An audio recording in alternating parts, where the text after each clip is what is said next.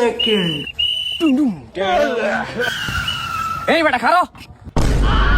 अरे बाप रे. এ বেটা তোর হেলমেট কো? হেলমেট নাই। अबे साले কাগজ কই? নাই। अभी मजा आएगा ना. লাইসেন্স দে। हाँ? ওরে চান্দু তুই তো পুরো ঝিকুলালা রে, কাগজ নাই লাইসেন্স নাই, পুরোই পাংখা। হ্যাঁ স্যার আমরা পুরোই পাংখা। ও পুরোই পাংখা, তাহলে 5,000 টাকা ফাইন দে, নাইলে 10,000 টাকার মামলা দিয়ে দিব।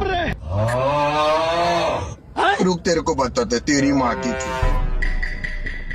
ফোন দিতাছস দে, তোর কোন বাবার ফোন দিবি দে।